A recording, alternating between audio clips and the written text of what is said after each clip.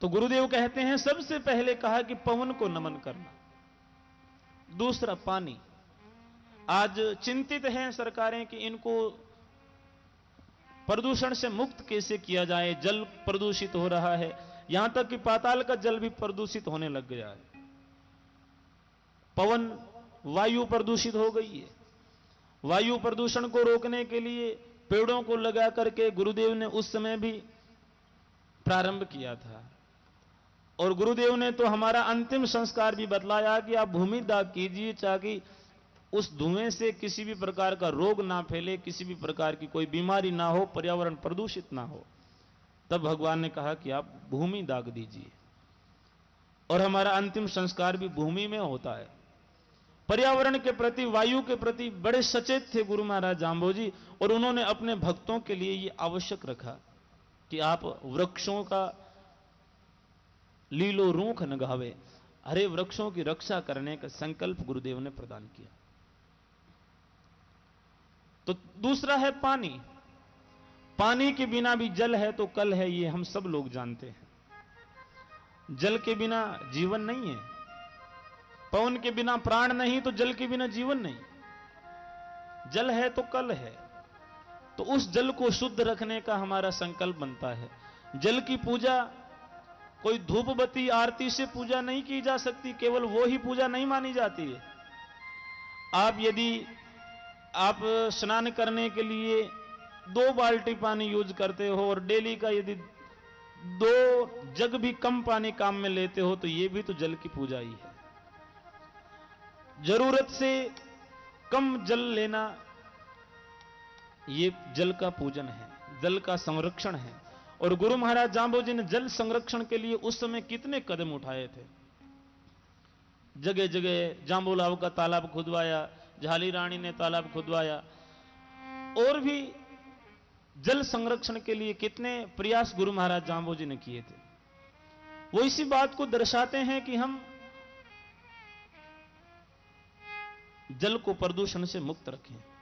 हमारी नदियों में, नहरों में हम जल को शुद्ध रखने का संकल्प लें, प्रदूषण से मुक्त रखने का संकल्प लें।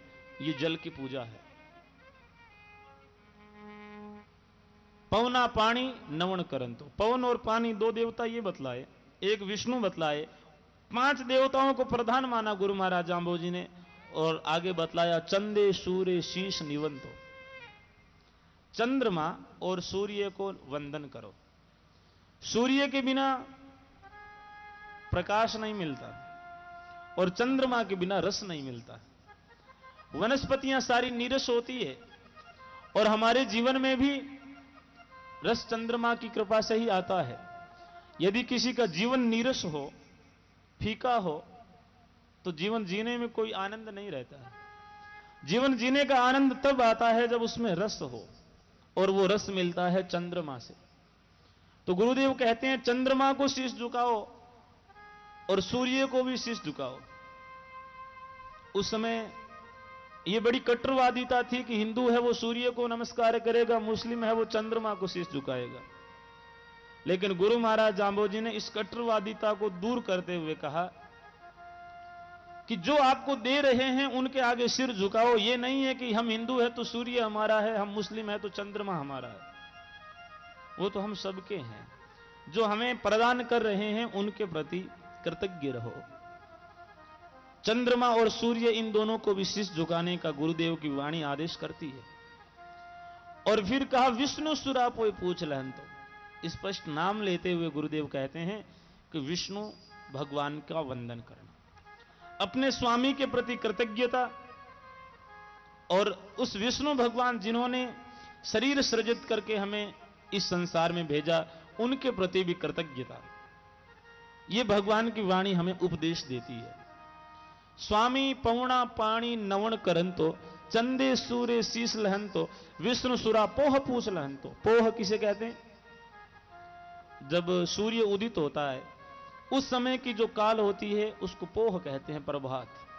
सुबह सुबह ही आप उस विष्णु का, उस विधाता का स्मरण कर लो, उस विधाता का ध्यान धर लो। विष्णु सुरापोह पूछ लहंतो, और इन्हीं खोटरे जन मंत्र स्वामी, अहनिश तेरो नाम जपंतु। जीव कहता है कि ये सारा मेरा खोटा जीवन चला गया, इसमें यदि मैं तुम्हारा नाम लेता, तुम्हारा जप करता तो अच्छा रहता। लेकिन फिर पछताए होत क्या, जब चिड़िया चुग गई खेत। अवसर चूक जाने के बाद केवल पछतावा शेष रहता है, और फिर लौटा हुआ बीता हुआ समय पुनः लौट करके नहीं आता। बंधुओं, ये जो समय है ये सभी को समान रूप से मिलता है। देखो, इसका सदुपयोग हम किस तरह से कर रहे हैं ये हमारे ऊपर निर्भर है, लेकिन समय सबके लिए एक जैसा है। ये सूर्य सबके लिए समान रूप से है। ये काल सबके लिए समदर्शी भाव रखता है, लेकिन हम अपने कर्मों के आधार पे काल को अच्छा और बुरा बताते रहते हैं। उस काल का हम सदुपयोग करना सीखें, जीवन का सदुपयोग। ई खोटे जन्मंतर स्वामी, खोटा मना जिसमें कोई सार नहीं हो, जिसमें कोई तत्व नहीं हो, जिसका कुछ भी नहीं मिलता। 100 का नोट होता है, एक खरा होता है, एक खोटा होता है। खरा होगा उससे आप बाजार में जाकर के सब्जी भी ला सकते हो, अन्न भी खरीद सकते हो, लेकिन खोटे का क्या खरीदोगे? लेकर के जाओगे तो पकड़े भी जा सकते हो। तो खोटा जीवन चला गया। ई खोटे जन्मंतर स्वामी अहनिश तेरो नाम जपंतो। निगम कमाई मांगी मांग, सुरपति सात सुरासु रंग। निगम वेदों को भी कहा गया है, और वेद शब्द विद ज्ञाने धातु से बना है। ज्ञान को ही वेद कहते हैं। वेद माने ज्ञान।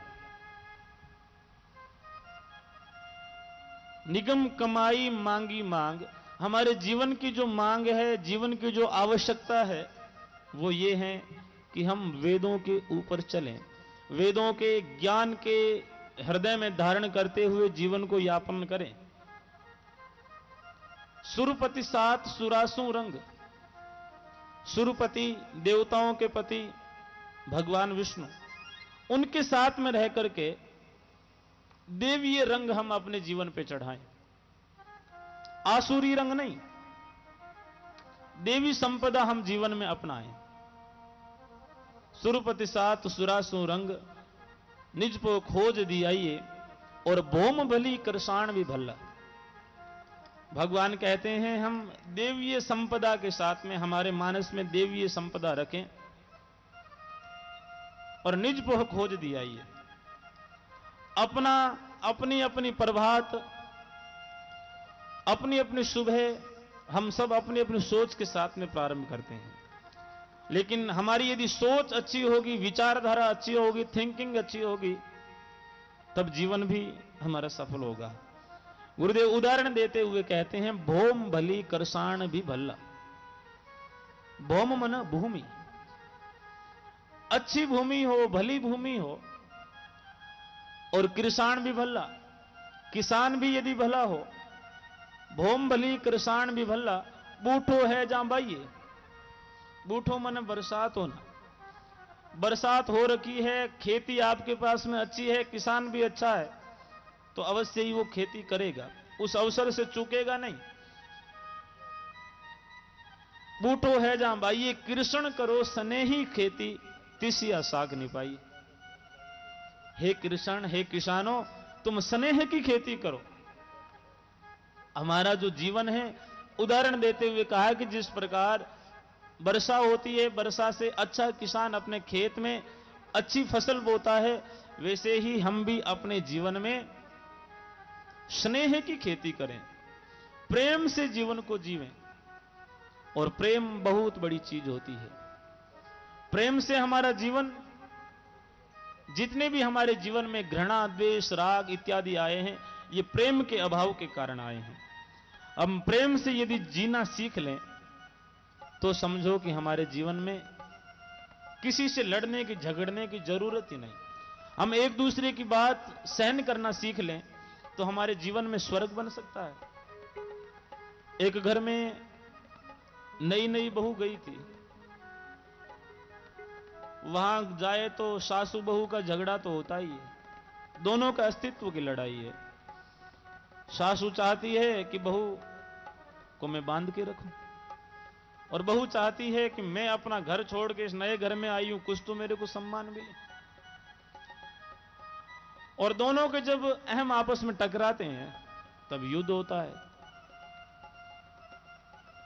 सासू ताने देती है, बहू बेचारी सुनती रहती है, कभी कभार सामने बोल जाती है, झगड़ा बढ़ता जाता है। एक दिन बहू रूठ गई और कहने लगी कि अब तो मैं इस घर में आऊंगी नहीं, या तो इस घर में ये रहेगी या मैं रहूंगी। पीहर में जाके बैठ गई। पीहर में पिताजी वैद्य थे। उनसे कहा कि पिताजी मेरे को आप एक ऐसी पुड़िया बना करके दो जहर की, ताकि मैं अपनी सासू को दे दूं, मेरे सुख हो जाए, नहीं तो मैं उस घर में नहीं जा सकती। पिताजी कहने लगे कि नहीं बेटा, यदि तू जहर देगी और वो मारी जाएगी तो घर में कोई नहीं रहने देगा, बाप बेटी दोनों जेल में रहेंगे। तब कहा कि तो बताओ क्या करना चाहिए। कहा कि मैं तेरे को एक विधि बतलाता हूं जिससे कोई शक भी नहीं करेगा और हमारे जीवन में भी सुख हो जाएगा। कहा कि वो कैसे। कहा मैं तेरे को एक स्लो पॉइजन की पुड़िया बना के दूंगा, मीठा जहर, और वो तू रोज देती रहना, 6 महीने बाद वो मर जाएगी। लेकिन शर्त यह है कि किसी को भी पता ना चले, वहम ना हो, इसलिए तू जब भी तेरी सासू गाली दे तू चुपचाप सुनते रहना, तब पता चल जाएगा। लोगों को मरेगी तो भी कहेंगे भाई बेचारी बहू तो बोलती नहीं थी, बहुत अच्छी थी, अपनी मौत से ही मरी होगी। अब 2 दिन बीते, वो रोज पुड़िया देती है, मन में बड़ी खुश कि 6 महीने की तो बात है, फिर तो मौज लग जाएगी। वो गालियां देती है रोज, कभी कुछ बहाना मिला करके, कभी कुछ बहाना मिला करके, रोज नया बहाना चाहिए। पहले दिन भोजन बनाया, भोजन में मिर्ची ज्यादा, तब गालियां सुनानी शुरू कर दी कि तेरे बाप दादा ने, नाना नानी ने कुछ सिखाया नहीं सिखाया, भोजन में इतनी मिर्ची भर दी, 20 साल की हो गई अभी तक भोजन बनाना नहीं सीखी, कब सीखेगी, क्या सीखेगी, मतलब 1000 गालियां सुना दी। उसके बाद में दूसरे दिन उसने कहा ठीक है सासू मां मेरी गलती हुई, कल मैं ध्यान रखूंगी। दूसरे दिन उसने फिर भोजन बनाया, नमक मिर्ची बिल्कुल सही। सासू अपना दिमाग चला रही है कि गाली तो दूं लेकिन कोई बहाना तो मिले, भाई बहाने के बिना तो कोई बात कही नहीं जाती। भोजन करती रही, कहा माँ जी भोजन कैसा, आज तो ठीक है। और एकदम से बहाना याद आ गया, अच्छा जब तू इतना अच्छा भोजन बनाना जानती थी तो कल क्यों नहीं बनाया। फिर शुरू हो गई, जब इतना अच्छा भोजन बनाना जानती थी तो कल क्यों नहीं बनाया, इसका मतलब तू धोखेबाज है, छल कपट करती है।